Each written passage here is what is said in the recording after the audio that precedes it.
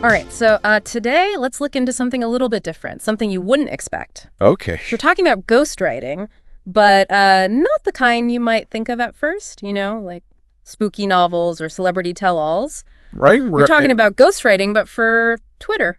Interesting. Yeah, so it's a really fascinating niche. It is, yeah. And it shows how, the internet is really changing how a lot of traditional fields work. Yeah, definitely a lot of opportunity there. Exactly. And today our focus is on Marcos. Okay. He is the CEO of this company called The Birdhouse. The Birdhouse, okay. Yeah, and it's a Twitter ghostwriting agency that's making $65,000 a month. Wow, that's impressive. Yeah, and get this, he built the whole thing in just 1 year. 1 year. That's incredible. There must be something more to this than just writing talent. Yeah, you got it. And that's what we're diving deep on today. We're going to look at Marcos's entire journey. Awesome. Whether or not you're into ghostwriting, whether or not you're into online business, I think there's a lot to learn here. Oh, for sure. I know. His story really touches on a lot of big trends that we see. Yeah. Social media marketing, people needing very specific skills. The whole idea that you can work from anywhere. Right. And he seems to be really good at navigating all of that. Absolutely. And it's not like he, had this straight shot to success or anything. Right. He actually started out trying all the typical online businesses like drop shipping, affiliate marketing. He even tried crypto. Oh, wow. So he's been around the block. Oh, yeah. You name it. He's probably tried it. I bet a lot of entrepreneurs listening can relate to that. Oh, yeah, for sure. You try a bunch of things and see what sticks. Exactly. So being an introvert, Marcos realized that his real strength was in writing. And he actually landed his first ghostwriting client on Upwork for $1,000. Nice. Which is great. Yeah. Then what he did next was really interesting. What do you do? Well, most people, they would just pocket the cash and be happy with that. Right. But not Marcos. He decided to reinvest a big chunk of that money into a high-level course, like $2,000 a month, to really sharpen his skills. Wow. That's a bold move, especially so early on in his journey. Yeah. But you know what? It paid off big time. I bet. After the course, he quickly landed a $3,000 a month client. Wow. See, it works. It shows that sometimes you have to take that risk and invest in yourself if you want to see real growth. Absolutely. But, even with the skills, how do you find these clients right? Yeah, that's the question everyone wants answered. Well, Marcos gives a lot of credit to just pure hustle, sending out like 100 to 200 Twitter DMs every single day. And the classic direct outreach method. Oh. Some might say it's old school, but clearly it's working for him. It is, and I think it's more than just, the volume of messages he's sending. Yeah. It's about being strategic about it. He doesn't just send out these, generic pitches. Why? He actually focuses on showcasing results. He has all these testimonials from happy clients. The power of social proof. People are way more likely to trust someone who's already delivered results for others. For sure, especially when you're working with someone remotely, it reduces the risk. Exactly. Right. But even with, the proof, you still have to close the deal. Yeah. And he uses what he calls this closer framework. Closer framework. Yeah. But he says that his real secret weapon is that he really believes in the value he provides. It's interesting that he highlights that belief. Mm-hmm. Frameworks and techniques can help, but ultimately people can feel that authenticity and confidence. Yeah, absolutely. So how did he actually go from those early clients, to making $65,000 a month? That's what I want to know. Well, he points to two key factors. Okay. Prioritizing implementation over, just endlessly planning and Right. building a team. Classic principles of business, taking action and realizing that you can't do it all yourself if you want to grow. Right. And he actually did it. He didn't just talk about it once he hit $20,000 a month in revenue. Yeah. He asked himself, do I want to stay a solopreneur or do I want to build a real business? And he chose to build a business. He did. And that's when things really took off. It's that mindset shift, right? Going from an individual contributor to actually being a leader and a builder. Exactly. And it's a big moment for a lot of entrepreneurs. It is. So now the Birdhouse actually has a team of senior writers, junior writers, an operations manager, even a sales rep. Wow. A full-fledged operation. Yeah, it's a real business. That's delegation. Yeah. Done right. He really understands that you need structure and you need to bring in talented people if you want to build something sustainable. Yeah, and here's something that might surprise you.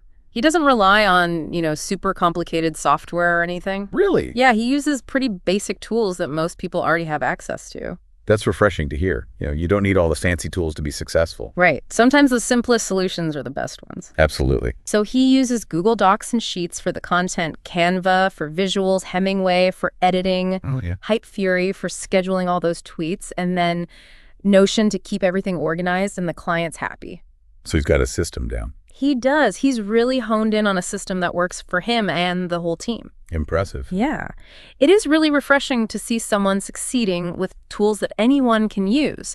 But here's where I think Marcos really stands out. He prioritizes client monetization. Now that's a key insight. A lot of people get so caught up in those vanity metrics, the follower counts, all that. Right. But Marcos is focusing on what actually matters. The bottom line. Exactly. He's not just helping clients grow their Twitter audience. Right. He's actually helping them turn those followers into paying customers. Okay. And that's where his, understanding of Twitter as a business tool really comes in. It's a much more sustainable approach for both him and his clients. Right. It's about building real value, not just inflating numbers. Exactly. And he's not all talk either. He doesn't just talk about monetization. Right. He actually digs into his clients' businesses, figures out their sales, funnels their target audience, and then he tailors that Twitter content to actually drive conversions. So he's almost like a consultant as well as a writer. Right. It's this really fascinating blend of roles. It is, yeah. And that's why his closer framework is so interesting. Okay. Because it's not just about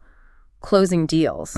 It's about understanding the client's business goals from the very beginning and then positioning Twitter as a way to achieve them. The really strategic approach. I like it. Yeah. And could you give us a little bit more insight into what this closer framework actually looks like? Yeah. What are some of the key things he focuses on? Yeah. So he starts by really understanding the client's ideal customer. Okay. Like their demographics, their pain points, their motivations, the whole picture. Right. And then he crafts a content strategy that speaks directly to that audience. Okay. But here's the thing. He doesn't just focus on creating, viral tweets or witty one-liners or anything like that. So what's the secret sauce then, if it's not just catchy content? Well, he very strategically incorporates calls to action. Okay. So, driving people to landing pages, to free resources, maybe even direct sales offers. Right. It's all about turning that engagement, on Twitter into tangible business outcomes. I see. So it's not just building a Twitter audience. He's actually trying to build a customer base. Exactly. And he even tracks those conversions. Oh, wow. So that he can show his clients how their investment in Twitter is directly leading to leads and sales. That's accountability, which is something that you don't always see in social media marketing. For sure. And it also lets him justify the high rates that he charges. Right, because he can prove his value. Exactly. So speaking of getting started, what advice does Marcos have for any aspiring ghostwriters out there? Yeah, that's a great question. Because it's one thing to hear about, his success. Right. But how can other people actually follow his footsteps? So he actually recommends two main paths. Okay. If you're starting out, with limited funds. Yeah. He says you should build your own audience organically on Twitter first. So basically, practice what you preach, right? Show potential clients that you actually know how the platform works. Yeah, exactly. Yeah. Like a living portfolio of your expertise. Right. Yeah. Makes sense. What about for those who are, willing to invest a bit more up front?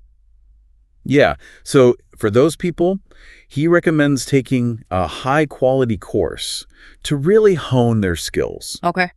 And there are a lot of Twitter marketing courses out there. There are, yeah. But he emphasizes finding one that really focuses on monetization, not just vanity metrics. Right. So you learn from someone who knows how to actually turn tweets into profits. Exactly. But he also stresses that taking a course, it's not a magic bullet. Right. It's all about what you do with that knowledge. Yeah. The execution is key. That's where I think a lot of people fall short. Oh, yeah. They invest in the knowledge, but then they don't actually use it. Right. And Marcos is all about taking action. And he even breaks down, his typical week to show people how he structures his time. Well, that's interesting. I'd love to hear about his weekly routine. So Mondays are packed with client meetings, sometimes like 12 to 15 in a day. Wow. That's a lot of client interaction. It is. And that's where, his understanding of each client's business really comes in. Right. He needs to be on top of everything to keep those meetings productive. Exactly. Then Tuesdays are all about content creation and editing. Okay. So he's either writing himself or, reviewing and refining what his team has produced. Right. So that's where the core skill of ghostwriting actually comes in. Yeah. He's either doing it himself or he's guiding his team to make sure that the quality is up to his standards. Exactly. And then Wednesdays are all about strategy and business growth. Okay. So that could involve analyzing data, researching new trends, or even working on, internal projects to improve their processes. Oh, that's good that he actually carves out time for that strategic thinking. Yeah. In addition to all the client work. It's all about balance. It is, yeah. And he's not a machine either. He makes sure to carve out time for himself in the evenings. That's so important for any entrepreneur. Yeah. Especially in the online world. Right. Burnout is a real risk if you don't prioritize self-care. Exactly. So he's into jujitsu, he hits the gym, even plays video games to unwind. It's a good reminder that you can build a successful business without, having to sacrifice your personal life. Absolutely. It's about finding that rhythm. Yeah. Working hard, but also recharging. Exactly. But, even someone as driven as Marcos has faced challenges. Oh, I'm sure. And he's actually very open about his struggles with shiny object syndrome. Oh, yeah. That's something that so many entrepreneurs can relate to. Oh, yeah. You get pulled in so many different directions, always chasing the next big thing. It's a real trap, and Marcos has learned that the key is to shut out those distractions. Easier said than done, though, right? Oh, yeah. Especially when you're online, you're just constantly seeing new opportunities and success stories. Right, but it takes discipline. And he even shared a story about how he almost went down this rabbit hole with NFTs right when his ghostwriting business was starting to take off. Oh, wow. Yeah. So close to getting distracted. Yeah, but what pulled him back was that he realized he was already on this path to success with ghostwriting. Yeah. He was good at it, he enjoyed it, and he was seeing results, and he knew that spreading himself too thin would jeopardize everything he'd worked for. Right. That takes self-awareness. It does. Actually recognize those tendencies and then have the discipline to resist them. Yeah, it really does. And that's where Marcos's advice for entrepreneurs really resonated with me, especially for introverts. Okay. He said, play to your strengths. If you're an introvert like him, focus on writing, focus on coding other things that let you do that deep work. Right. And stick to one thing. Success comes from discipline. It doesn't come from constantly switching between different things.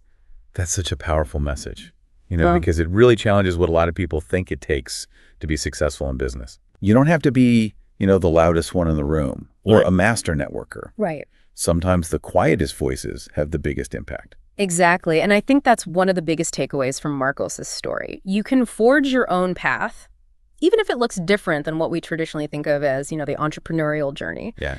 You can be an introvert, you can work from anywhere, and you can still build a thriving business. Absolutely. Just by focusing on what you're good at and delivering real value to your clients.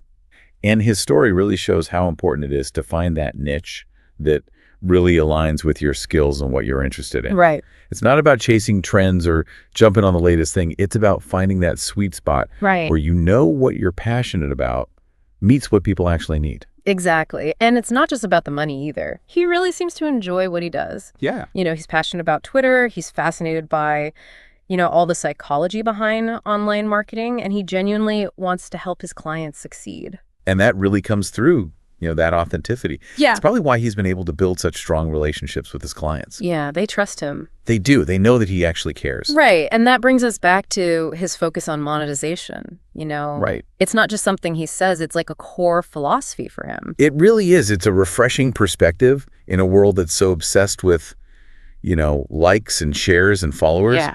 He's just laser focused on delivering those real tangible results. Yeah, it's almost like he's flipped the script on traditional ghostwriting, Yeah. He's not just, a writer for hire. He's more like a strategic partner. Right. Who's helping businesses use Twitter to reach their goals. It's a powerful model. It makes you think, could this same approach work in other areas too? That is a great question. Yeah. If we all adopted that monetization mindset in our careers, our creative pursuits, even our personal lives. Could we be even more successful if we focused on, the actual outcomes, the real value we're creating? Instead of just chasing those superficial measures of success. Right. It's about going beyond, the likes, the shares, the followers. It's about the real impact we have on the world. And Marcos's story is a really great example of what's possible when you have that mindset. Yeah, it's a reminder that success, it doesn't always have to be flashy. Right. Sometimes it's about quietly dedicating yourself to something. Yeah. And having a plan and genuinely wanting to make a difference for other people. Well said. So there you have it, folks. A deep dive into the world of Twitter ghostwriting and a look into the life of an entrepreneur who built a successful business by embracing his introverted strengths. Right. Focusing on his client's value and really defying what most people think of as success. Yeah, it's a story that's both inspiring and you can learn a lot from it. Yeah. Whether you're interested in online business or really any field. Exactly. We hope this deep dive gave you some things to think about, and we'd love to hear your reactions. What really stood out to you? What questions do you have about ghostwriting, about online business? Share your thoughts in the comments below, and let's keep this conversation going. Until next time, keep learning, keep exploring, and keep pushing the boundaries of what's possible.